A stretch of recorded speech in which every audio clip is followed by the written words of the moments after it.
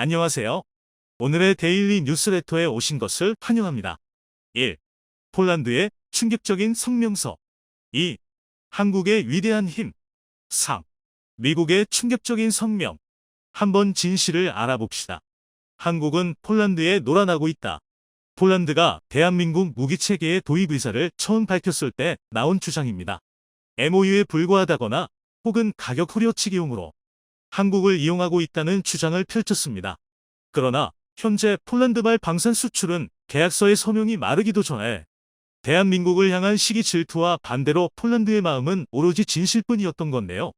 그런데 이번에 수출된 여러 무기에 가려진 이것이야말로 전시의 무기 수출로 큰돈을 벌 수 있는 찐 사업인데요.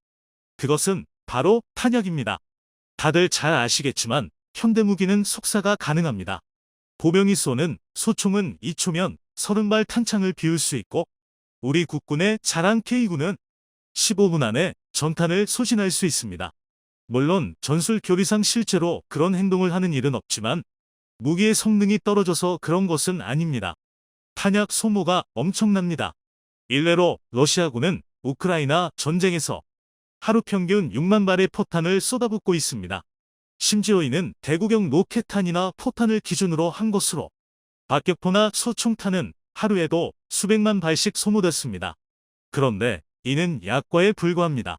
대부분은 전쟁 개시 3일 만에 소모될 물자입니다. 이를 증명하는 게 과열로 포신을 갈아치울 것까지 염두에 두고 예비 포신을 쌓아놨을 정도인데요. 이처럼 충분한 탄약은 전쟁의 승패를 가를 정도로 반드시 갖춰야 할 필수 자원입니다. 포탄 없는 자주포는 커다란 쇠덩이며 총알 없는 소총은 휘두르기 불편한 몽둥이에 불과합니다. 그래서 아무리 뛰어난 무기체계라 할지라도 정작 탄이 없다면 무용지물이나 마찬가지입니다. 얼마 전 정밀 유도로켓으로 러시아군의 탄약고를 모조리 파괴한 우크라이나군의 하이마스처럼 탄약의 성능에 따라 무기의 스펙이 갈리기도 합니다. 그래서 현대의 전장에서 새로운 탄약을 개발하는 것은 그렇다면 대한민국의 탄약 개발 수준은 어느 정도일까요? 현재 대한민국은 하이마스가 사용하는 정밀 유도 로켓을 이미 실전 배치했고 미국의 차세대 포탄인 엑스칼리버와 같은 초장거리 유도 포탄의 실전 배치를 눈앞에 두고 있습니다. 이 한 발 한 발이 적진을 초토화할 수 있는 엄청난 포탄들인데요. 하지만 일반적으로 탄이라고 하면 전부 거기서 거기라고 생각하기 쉽습니다. 그러나 탄의 종류에 따라 위력이 천차만별이라는 사실은 잘 모르는데요. 오늘 군사무기에서 세계 최정상을 향해 날아가는 대한민국의 탄에 대해 알아보겠습니다. 최근 벌어지고 있는 우크라이나 전쟁에서 가장 큰 활약을 하는 무기는 바로 대포와 로켓입니다. 일례로 전쟁 초기 서방 무기가 지원되기 전에 러시아군이 점령지를 넓힐 수 있었던 것은 죄다 러시아 포병이 쏘아질해서 우크라이나 군을 압도한 덕분입니다. 그런데 서방이 우크라이나에 정밀 타격이 가능한 K9급의 고성능 자주포와 유도로켓을 난사할 수 있는 하이마스를 제공하면서 이 포병 우위가 완전히 뒤집혔습니다. 이 소식에 많은 이들이 역시 서방 무기는 다르다며 고개를 끄덕였는데요. 특히 미제 티타늄 곡사포 M777이 발사한 엑스칼리버 폭탄과 하이마스가 자주 사용한 M31 로켓에 관심이 집중됐습니다. 먼저 M982 엑스칼리버 폭탄은 함대공 미사일 SM 시리즈와 이번 전쟁에서 크게 활약한 탱크 킬러인 제블린 미사일을 만드는 미사일 명가 레이시온이 개발한 정밀 유도 포탄입니다. GPS 유도와 관성 유도 INS를 사용해 이동 표적까지 정확히 맞출 수 있고 발사 후 망각 방식을 채용한 덕에 쏘고 바로 전장을 이탈해도 적을 정확히 때릴 수 있습니다.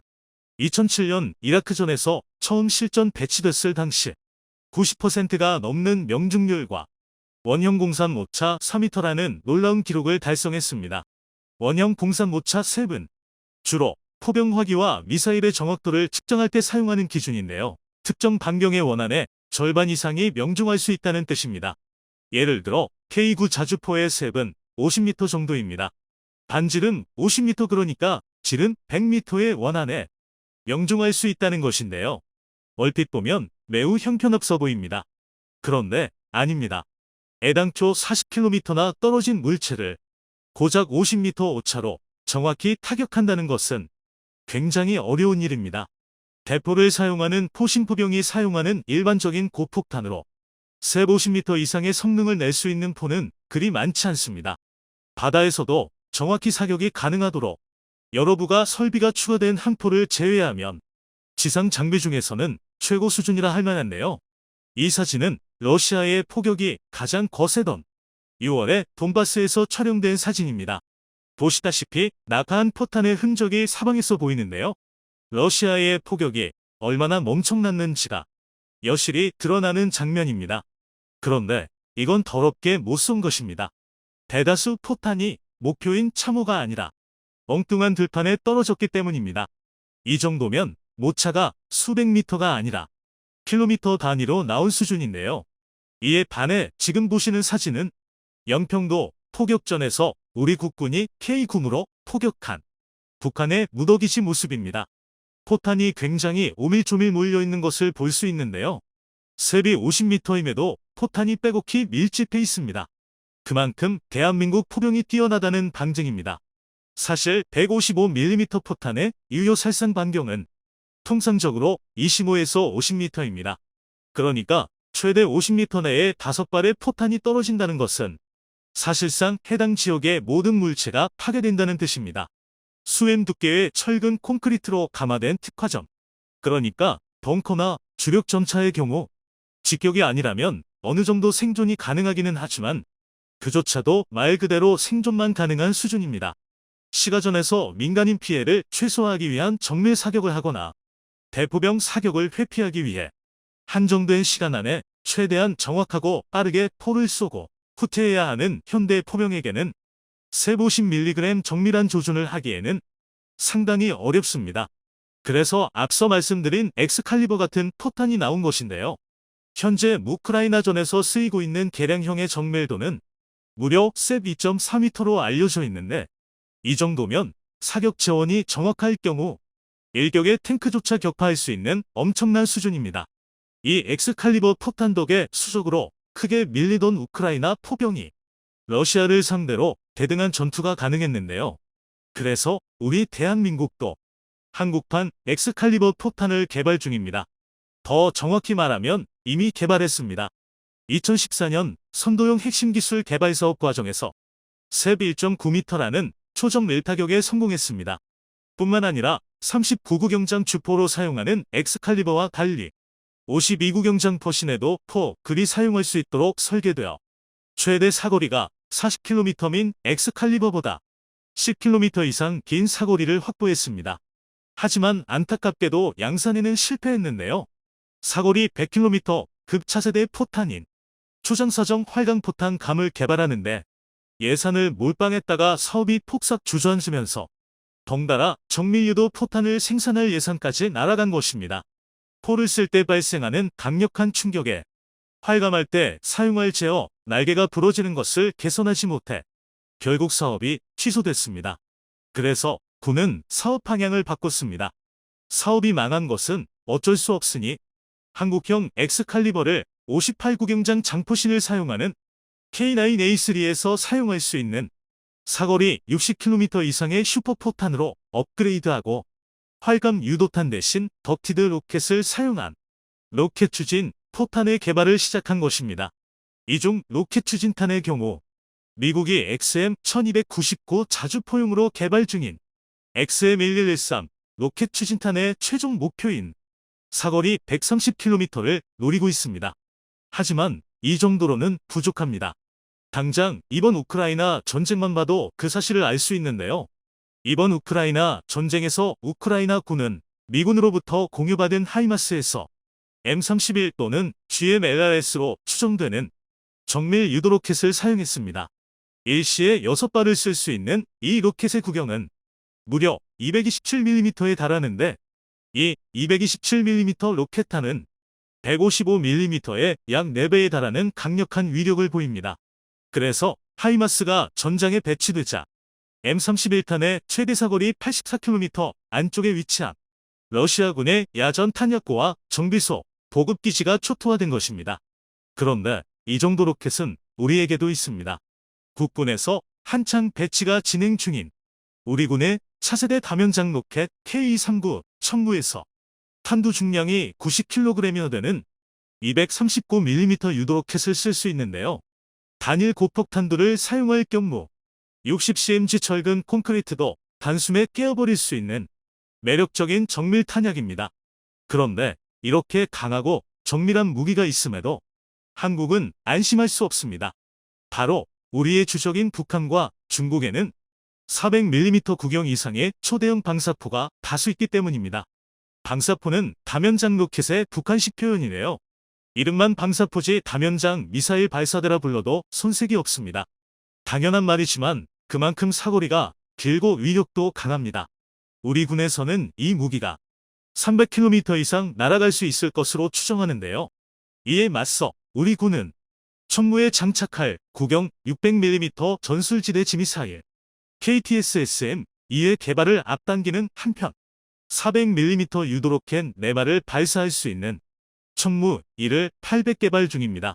두 무기 모두 300km 이상의 사거리를 확보할 계획이네요. 그런데 한국의 변화는 이게 끝이 아닙니다. 239mm 포탄에 유도로켓을 달아 로켓의 사거리를 최대 300km까지 연장할 계획입니다. 만약 이 사업이 성공한다면 우리 군이 보유할 K-39 300대가 동시에 사격할 경우 무려 3,600발의 239mm 유도로켓을 일시에 평양에 퍼부을 수 있습니다. 이 정도면 다면장 로켓만 쏴도 전쟁이 끝나지 않을까 싶은데요. 그러나 이렇게 무시무시한 화력에도 불구하고 우리 군은 더 강한 화력을 원하고 있습니다. 그래서 새로운 탄약 개발에 큰 노력을 기울이고 있는데요. 그중 하나가 바로 열압력탄입니다. 열압력탄은 포탄의 폭발이 아니라 폭발로 생긴 압력과 열을 이용해 적을 제거하는 무기입니다. 폭발로 상대를 제압하는 고폭탄과는 그 구조가 다른데요. 좀 더 상세히 알려드리면 산화제가 들어있어서 화약이 빨리 그리고 강하게 연소합니다. 이 덕에 일순간에 생성된 가스와 화력이 집중되어 비교적 좁은 범위에 매우 강력한 포각과 파편이 생성됩니다. 한마디로 한 방의 상대를 날려보낼 위력이 생긴다는 것입니다. 이에 반해 열압력탄은 산화제 없이 공기 중으로 열과 압력을 발생할 특수 면료를 살포하며 폭발합니다. 그래서 고폭탄에 비해 폭심지의 피해는 떨어지나 화염과 압력이 넓게 퍼져 지하시설 등에 숨어있는 적에게 큰 타격을 입힐 수 있습니다. 일례로 우크라이나 전쟁에서도 러시아군이 이 열압력탄을 사용하는 토즈원의 브라티노를 이용해 시가지에 매복한 우크라이나 군에게 큰 타격을 입혔습니다. 튼튼한 철근, 콘크리트로 지어진 덕에 155mm를 견딜 수 있는 빌라나 아파트라 할지라도 브라티노의 열압력탄 세례가 쏟아지면서 내부에 숨어있던 병력이 폭염에 휩쓸려 전멸했는데요. 이렇게 위력적인 무기다 보니 금지 무기가 아님에도 불구하고 금지 무기라 착각하는 이들이 있을 정도입니다. 그리고 이 분야에서 우리 군은 러시아, 미국 등 열압력탄 개발 선도국들의 뒤를 쫓아 차세대 열압력탄을 개발 중입니다. 유독성이 높고 일정 시간이 지나면 내부 충전물이 굳어버리는 시유경과 같이 여러 문제가 있는 산화프로필렌을 대체할 열압력탄용 연료 물질을 찾고 있는데요. 완성 이후에는 239mm 유도로켓, 각종 국산 미사일의 열압력탄두 버전이 나올 것입니다. 탄의 종류에 따른 우리 군의 화력이 더욱 강력해지는 건데요. 차세대 탄 전쟁에서 대한민국이 또다시 승리하길 바랍니다. 최근 중국 공산당이 발칵 뒤집어진 일이 벌어져 논란이 되고 있습니다. 생각지도 못한 곳에서 그동안 중국 공산당이 꽁꽁 숨겨왔던 극비문서가 공개된 것인데요. 그 극비문서는 중국 주력 전차와 연관된 재원이었으며 이를 확인한 중국 공산당은 즉시 해당 게시글을 삭제했지만 이미 전 세계로 퍼진 뒤였습니다. 이를 확인한 전 세계 군 전문가들은 중국의 전차 스펙에 실소를 지을 수밖에 없었는데 중국이 그동안 한국의 K2 흑표 전차에 대해 자신들의 최신형 전차보다 못하다고 비교해왔던 것이 전부 거짓이기 때문입니다. 이 때문에 북한을 포함한 중국제 전차를 산 국가들이 난리가 났는데 한번 자세하게 알아보겠습니다. 최근 온라인 게임워 썬더 커뮤니티 사이트에 충격적인 글이 공개됐습니다. 한 나사같이 생긴 쇠분과 중국어로 가득한 종이 한 장의 사진이 올라온 것인데요. 이는 사실 중국 육군의 주력 전차인 99식 전차에 쓰이는 중국군의 신형 125mm 날개 한정 분리 철갑탄 웹즈 DTC-10의 제어표로 중국 군사 2급 비밀에 해당하는 극비 문서가 등장하자 중국 보안당국이 발칵 뒤집어졌습니다. 중국 군사 보안부와 공안은 곧바로 군과 기밀을 유출시킨 글 작성자를 색출 체포하는 데 성공했는데 용의자는 현역 군인 신분으로 관련 병과에서 군복무를 하고 있었습니다. 중국군 보안부는 용의자에 대해 왜 이 같은 범행을 저질렀는지 심층적인 신문을 진행했는데요. 그 범행 동기가 너무 어이가 없어 사건을 맡고 있던 중국 보안부 담당관이 충격을 받았습니다. 극비 문서가 발견된 커뮤니티와 관련된 워선도는 러시아 게임 업체가 운영하는 온라인 전쟁 게임으로 전 세계 각국이 운영 중인 온갖 종류의 무기체계가 등장하는 것으로 유명합니다. 게시물을 작성한 용의자는 워선도에 너무 몰입한 나머지 게임상에 구현된 중국군 99전차의 화력이 실제와 달리 너무 약하다며 심지어 한국군의 K2 흑표보다도 약한 것에 분노해 게임 운영자에게 중국군 전차 화력 능력치 상향 조정을 요구하기 위해 이 같은 짓을 벌인 것이었죠. 커뮤니티 운영진 측은 범상치 않은 글이 올라오자 해당 게시글을 즉각 삭제했지만 유출된 재원표는 이미 온라인에 대량으로 유포된 뒤였는데요. 이런 게시물을 작성하는 대부분의 사용자들은 우리나라 무기가 너무 약하니 능력치를 상향 조정하라는 취지로 다른 사용자들과 논쟁을 벌이다가 자신의 정보와 지식을 과시하기 위하 기밀 자료를 공개하는 경우가 대부분입니다. 사건이 발생한 대부분의 나라들은 기밀 유출에 대한 처벌이 비교적 약한 편이고 상당수 무기체계들의 재원과 성능이 공개되는 경우가 많아 크게 문제될 것 없이 넘어가곤 했습니다.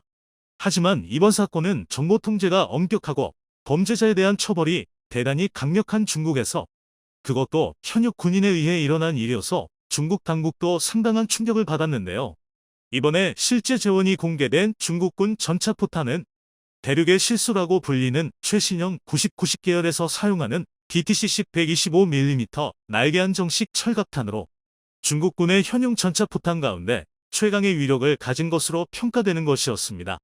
중국은 99식 전차의 날탄이 2000m에서 균지라 병강판 기준 980mm를 관통했다고 주장하고 있었는데 실제로 980mm 균지라 병강판을 관통했다면 노벨 물리학상을 받아도 손색이 없었기 때문에 너무 터무니없다고 느낀 전문가들은 750에 더 800mm의 관통력을 지녔을 것이라 예측했습니다. 하지만 중국의 실제 재원은 전문가들의 예상에 훨씬 못 미쳐 충격을 줬는데요. 유출된 재원표에는 이 포탄이 섭씨 15도의 기온 조건에서 2000m 거리의 표적을 공격할 경우 균지라 병강판 680mm 수준의 관통 능력을 발휘한다고 표기되어 있었습니다. 또한 중국과 러시아 무기체계 대부분의 교범 카탈로그상 데이터는 모든 조건이 완벽한 상황을 전제로 한 실험실 데이터인 경우가 많아 실제 관통 능력은 680mm보다 훨씬 떨어질 것이라는 평가를 내렸습니다.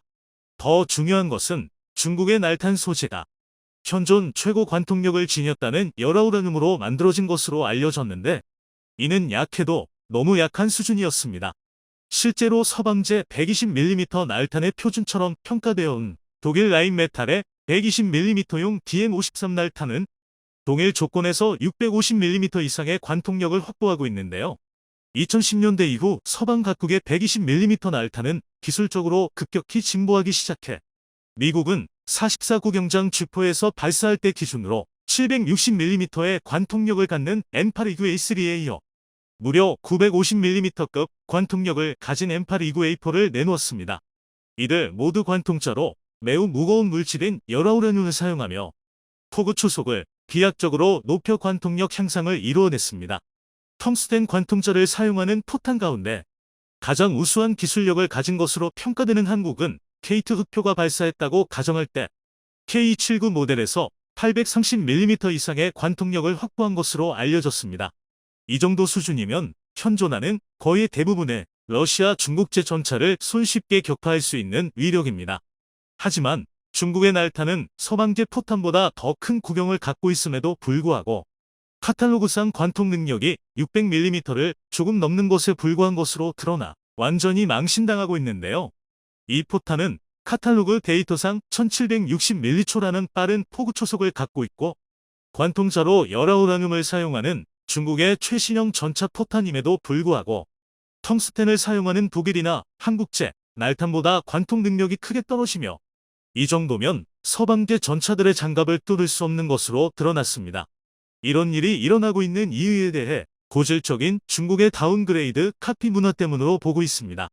중국이 자국산 전차 개발의 기술적 토대로 삼은 구소련제 전차들이 가지고 있던 기술력 부족과 설계 오류들을 중국 전차들이 그대로 물려받았는데요. 기본적으로 구소련제 전차들은 작고 가벼운 것이 특징이었습니다.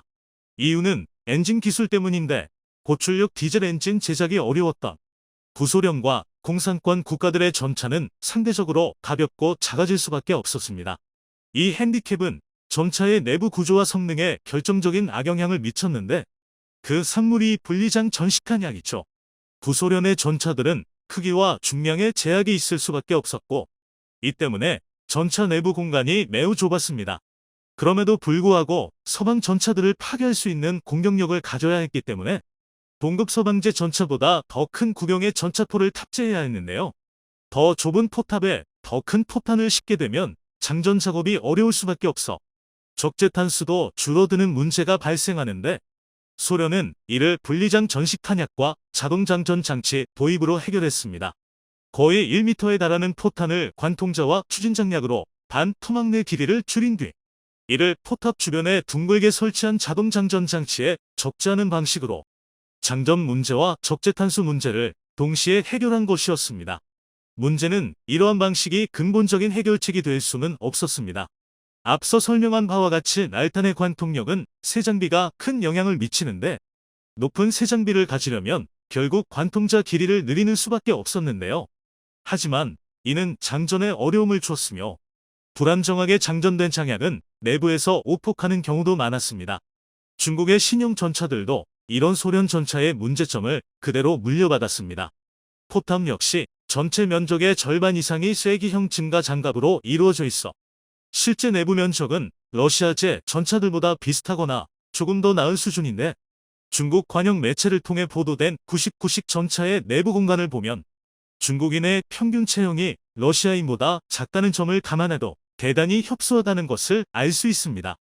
협소한 내부 공간은 포탄의 크기에도 영향을 미쳐 관통자가 작아진 나머지 관통력이 떨어졌다는 게 물리학자들의 의견입니다. 때문에 전문가들은 현재 중국의 전차는 케이트 흡표와 실전에서 맞붙게 되면 150일 교전비가 나올 수도 있다고 보고 있습니다. 이는 고스란히 북한으로 넘어갔는데요. 최근 열병식에서 모습을 드러냈던 북한의 최신식 주력 전차가 중국의 99식 전차의 수축형 버전인 VT4에서 외형만 바뀐 것으로 보고 있습니다.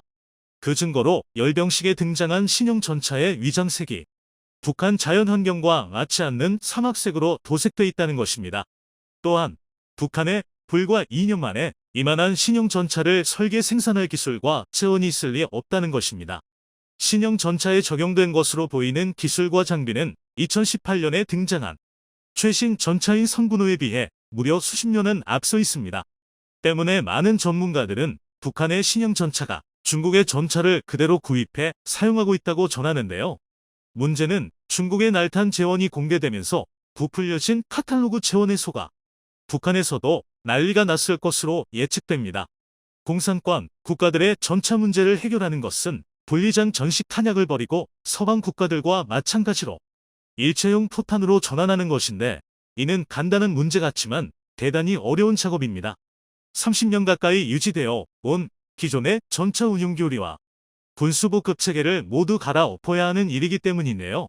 포탄 형태를 바꾸는 것은 물론 높은 포구 초속을 뽑아내기 위한 포신 개량도 필요한데 7,000바 이상의 높은 포신 압력을 견뎌낼 수 있는 고품질 포신 가공 기술을 보유한 나라는 미국과 독일, 한국 정도에 불과하기 때문에 이런 기술 격차는 중국과 북한, 심지어 러시아까지 단기간 내에 따라잡기 어려울 것으로 내다보고 있습니다. 한마디로 이번 전차 포탄 기밀 유출 사건을 계기로 중국의 최신형 99식 전차는 이전에 먼저 논란이 된 방어력 부족 문제에 이어 공격력 부족까지 한동안 북한과 파키스탄 등 중국제 전차 도입국을 분노하게 만들 것인데요. 외형은 그럴싸하지만 기반 기술이 1990년대 우크라이나에서 가져온 T80 수준에 불과했던 만큼 충분히 예견됐던 상황이죠. 게임에서 중국 전차가 한국의 K2 흑표보다 약하다는 이유만으로 군사 기밀을 폭로해버린 중국 군인뿐만 아니라 말도 안 되는 재원으로 세계를 속이려 했던 중국 정부 또한 문제가 많아 보이며 그들이 찬양하는 중화사상에 결국 얼마나 부질없는 일인지 이번을 계기로 느꼈으면 하는 바람입니다. 영상이 도움이 되셨다면 구독과 좋아요 부탁드리며 오늘도 감사합니다. 최고로 멋진 하루 보내시길 바랄게요.